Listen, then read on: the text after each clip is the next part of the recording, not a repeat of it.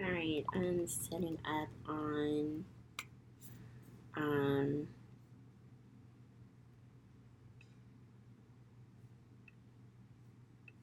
oh, I can look at both. That's cool. Okay, setting up on Instagram right now. Don't know if anybody's gonna actually watch this live, but hey, you never know. But about to set up on Instagram and then we'll be ready. Oh, I can look at it. That's cool. Okay, setting up on Instagram right now. Don't know if anybody's gonna actually watch this live, but hey, you never know. But about to set up on Instagram and then we'll be ready.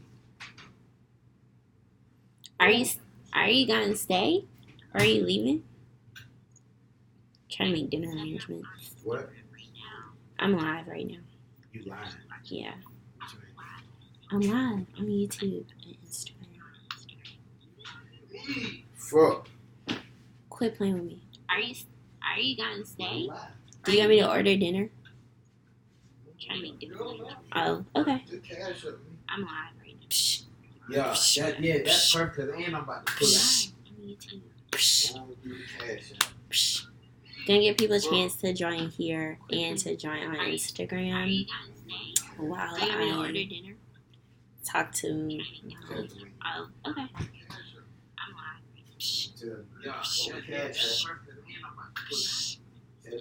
Stop playing with them. Gonna give people a chance to join here and to join on Instagram. Alright, welcome to Alright, welcome back to another episode of Prudish Pillow Talk. It has been a long time. Hold on, I have too many windows open. Alright, it's been a while since I did an episode of Prudish Pillow Talk, so thanks for joining me out here in YouTube land and on Instagram Live. I think I found a better way to do this on both, so I will continue to go live from Instagram as well as going live on YouTube so the videos can go straight there. So this week we are going to talk about sexuality and mental health and how they affect one another or how they go hand in hand. So first and foremost, I have been on a little hiatus from doing lives, mainly because I need to take care of my own mental health and get myself back on track. I was really overwhelmed with doing lives and school and everything, so I took a step back for a while so I could get myself together. But we're back, and there will be a live every Wednesday this month. And after May, however, there will be a live every other week. So maybe like the second and fourth Wednesday of the month. Looking at my notes. So this month is Mental Health Awareness Month. So we focus on educating people about mental health and why it is important to let your mental health take priority in your life, or some type of priority in your life, but it should be your number one priority, mainly because if your mental ain't right, everything else may not fall in line. May is also National Masturbation Month. So this is a month where we encourage people to practice the act of masturbation because it is very healthy for you. You release all the good hormones when you do masturbate. And so I guess this month I'll be talking about both of those things on and off. Also this month we will be having a guest on one of the lives and all these other great things. So the Prudish Guide to Intimacy episodes here on YouTube will be back in June. I believe June 18th. June 18th is my 30th birthday, so y'all excuse me. My boyfriend's acting foolish. Shut up. So, we will be back. Prudish Pillow Talk via YouTube videos will be back June 18th on my 30th birthday, or whatever that Thursday is, but we'll be back that week. So let's get into it. So today we're going to talk about sexuality and mental health, Welcome to those of you who just joined on Instagram Live, and hello to those of you on YouTube again. So, for those of you who don't know who I am, my name is Amanda Nicholson. I am a romance and sexuality expert. I help women learn how to communicate more effectively around their wants in the bedroom with their partners. And the whole goal of the Prude's Guide to Intimacy is to help women be able to come out of their shell and to be able to express more effectively and openly what it is that they want and do not want in their sexual as well as romantic relationships, because women aren't encouraged to do that most of the time. So, again, to get right back into it, sexuality and mental health. So, when we talk about mental health, we are talking about mental illnesses. We are also talking about like our day-to-day mental health. So not all of us have mental illnesses, but we all need to be in a space where we can take care of our mental health. Give me 1 second. Okay. We all need to be in a space where we can take care of our mental health and well-being. So my goal this month is to talk to you about how they both go hand in hand. So in case you don't know the definition of mental illness are basically disorders that affect your mood, your behavior, and how you treat other people sometimes. Okay, my camera's doing something crazy. Give me a second. Okay. So, when something affects our mood and our behavior, it also affects how we treat other people. So, mental illness and or just not taking care of your mental health generally does not just affect you. It affects what we in the family therapy business call the entire system. For some of you, that's your whole familial system or your romantic system as well. So say if you aren't feeling like yourself and you aren't taking care of your mental wellness, that also affects your partner, that affects your friends, and that affects how you interact with your family, your co-workers, and all of these different people. So when we talk about intimate relationships, again, intimate relationships doesn't always have to be sexual and romantic ones. They're just relationships that you consider to be close. So that does include your family and your friends as well as your partner or partners. So I just wanted to highlight a few mental illnesses just in general, and then talk about general mental health as well. So PTSD is one of those mental illnesses that can affect people in their relationships and interactions with other people. So in case you don't know what PTSD is, it is post-traumatic stress disorder. People who suffer from PTSD have they have had an experience with a very traumatic event in their life. That could be war, which is what we usually associate that with. Also emotional, physical, and sexual abuse. So when you think about people who have a disorder like PTSD, these people they have flashbacks of events. They tend to have very aggressive behavior depending on the severity of their PTSD, and that can affect how they are able to get close to their family members and their loved ones as well. So just imagine, a lot of people with PTSD, they have very big triggers that stem from people touching them, especially if the trauma is from a sexual trauma, or certain noises and different things like that tend to scare them. So imagine being in bed with your partner at night and all of a sudden jumping out of your skin because you're having a flashback and not being able to effectively communicate with them what's going on, because it's hard to explain those type of experiences to somebody who has never been there. People with PTSD also tend to isolate themselves as well. Okay, I know I've been on here for 5 minutes today. Can also tend to isolate themselves as well. So when you isolate yourself, that can also cause you to distance yourself in certain relationships. So that could be from your husband, your wife, and your children, and those types of things can affect you as well. So if we go into like a sexual relationships or a sexual place with that, people with PTSD, they may not be as sexual with their partners, especially depending on what their PTSD stems from. So if they don't want to be touched, if that's one of their triggers, they aren't going to want to be sexual with another person. Another disorder that I want to highlight was depression. As we all know, people with depressions is usually highlighted with sadness and different factors of that sort. Also, isolating, not having interest in things that you had before, and suffering from depression while in a relationship or in a sexual relationship can be very hard for some people, especially in times where you are in a depressed mood, and your mood is a very severe mood where you may not want to interact with anybody. So if not wanting to interact with anybody, you may shut out your partner.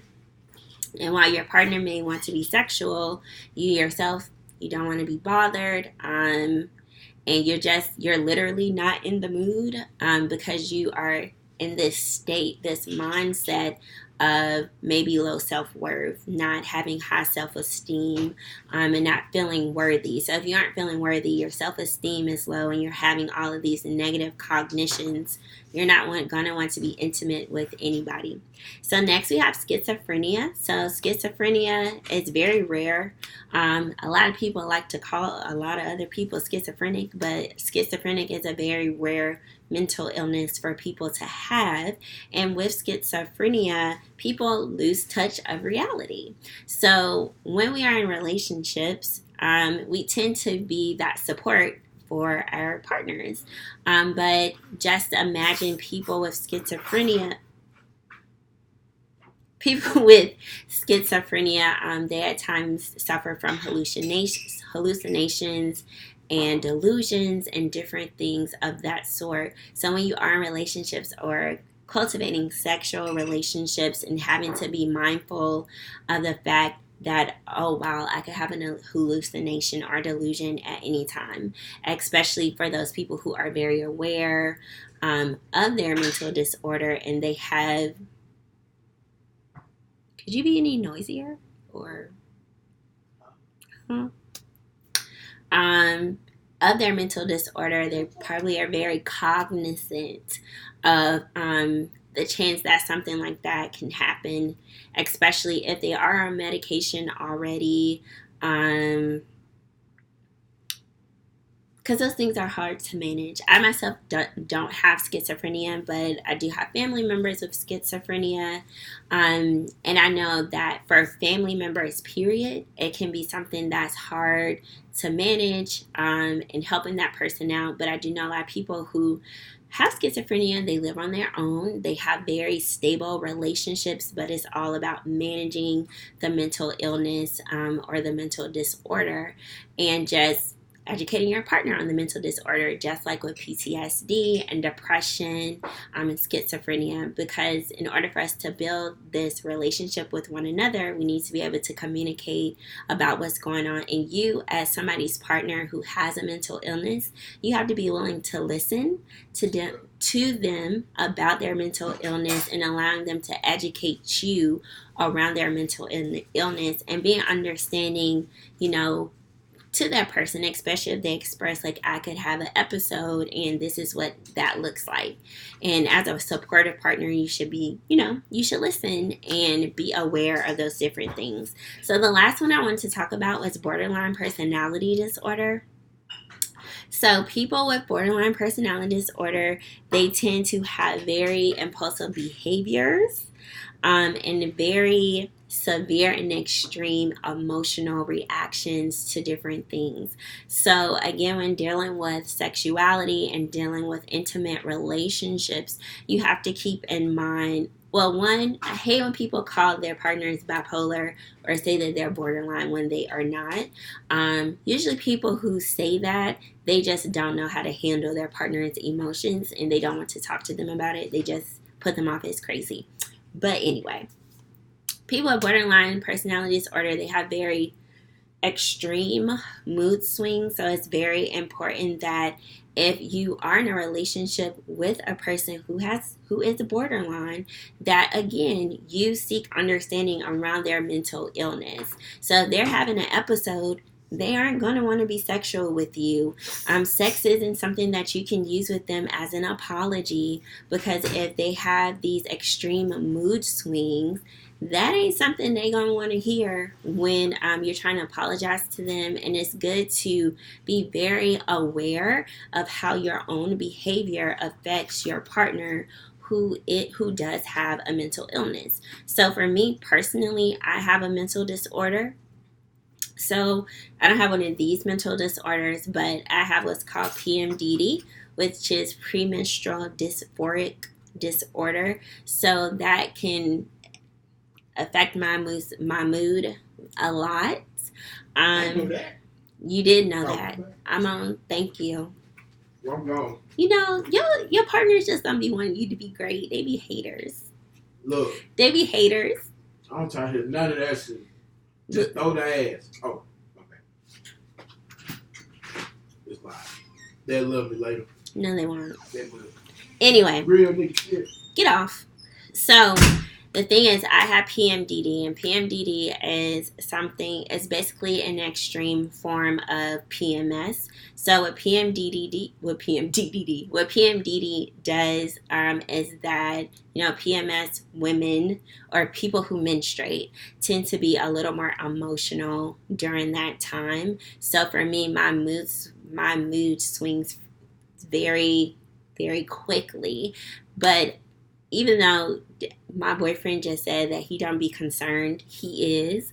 And we had a conversation about me having PMDD when I was first diagnosed by my doctor. So it's something that I've learned to manage. Exercise has helped, medication has helped, but in the instance that I don't want to be bothered or I don't want to be sexual with my partner, I have to be honest with him about that, because that's important for my own mental health and well-being, because I do have those feelings of depression that include low self-worth, not being motivated, and losing interest in certain things. And that loss of interest can also be in sexuality, which comes with a lot of these disorders. But with a lot of mental disorders too, people take on what we call risky sexual behaviors, and they tend to do things that aren't in their best interest because of the mental disorder that they have.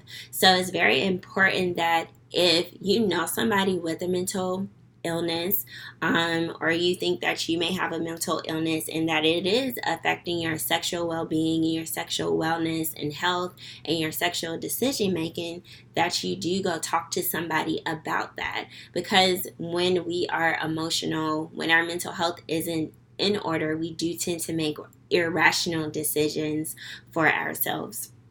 So also, not everybody has a mental illness, as I stated before. So it's important just to talk about mental wellness in general as it relates to sexuality. So when it comes to mental wellness and being sound mentally, it's very important that we recognize that we can't pour from an empty cup, and pouring from an empty cup can also involve being involved with somebody in a sexual way. So if you're tired, that goes back to your mental wellness and your mental health. But if you're tired, if you're physically and mentally tired, it's hard to be romantically involved with somebody and intimate in somebody. And in that instance, like we talked about all last month, it's okay to say no to somebody if you don't want to be sexually active with them. Saying no helps you yourself to be confident enough, and that's a mental thing, to have confidence, to be confident enough to know that taking care of yourself is indeed a priority, and to let that be a priority. It also helps you to create self-esteem, to know that It's okay for me to take charge of my sexuality. So, for a lot of us, when we talk about mental health as well, we are talking about cognitions and we're talking about the thoughts and the things that we've been taught around our sexuality, which is a part of our mental processing and how we think about our sexual selves. So, when we think about the messages and different things that we receive around sexuality, that too involves our mental health because it affects us in the long run. So we talk about things like erectile dysfunction disorder. If somebody comes into an office of a sexuality professional and they say, well, I'm suffering from impotence or erectile dysfunction disorder, we're going to first ask you to go see your doctor because it could be medical or it can be mental. So I'll send you to go see your doctor. So if your doctor comes back and say, well, it's not medical, then it's a mental health issue. And then we'll explore the messages that you receive or you've received around sexuality. We'll also talk about the different stressors in your life that may be related to erectile dysfunction disorder, which would be the same when it comes to women who have those low desire disorders as well. There are so many things linked to our mental health that we don't think about it. So if you're stressed, if you've received negative messages about being sexual in your sexuality period, those different things can affect your sex life. And we don't really think about that. So it's very important that you think about not only when we talk about mental health and mental wellness, we talk about, self-care. We talk about self-care and all those different things like that, but we don't tend to think about how much it affects us, not here, but through our whole body. We hold stress in our body, we hold trauma in our body, and all of these things that we continue to hold in our body affect us in our intimate relationships. And as I've said before, intimacy isn't always sexual intercourse, but for a lot of us, we relate intimacy to sex. And when you're stressed, you don't want to have sex with anybody. Or when you're stressed and you're stressed about a paper, you're stressed about what to get done at work, you can't be in the moment with your partner because that's all you're focused on. When you have a lot going on, that just affects your mental health and it affects the person that you are in and outside of the bedroom. So for the rest of the month, I will be highlighting topics on sexuality, mental health, and relationships. I know I kind of talked about a little bit of both in this live. And yeah, that's it. I feel like I'm starting to repeat myself, and I learned a long time ago when you start to repeat yourself, that means it's time to end the conversation. But thank you for joining me on Prudish Pillow Talk Live. We are back. We will be back next week, and next week we will be talking about what it really means to be a sex positive person and how you can be more of a sex positive person without having to explore things that you probably don't want to explore, that people may have you believe means to be sex positive. So next week's episode is all about how to be sex positive in your own way. So I will see you next week on Instagram Live and on YouTube Live. I hope you enjoy this. Leave me a comment, send me a message if there is anything missing or if I gave any wrong information. Definitely message me. I totally appreciate constructive criticism. And yeah, enjoy the rest of your Wednesday. I'm about to go work out, drink some water, and binge watch Game of Thrones. So I will see you next time. Bye on YouTube. Bye on Instagram. Thanks for joining.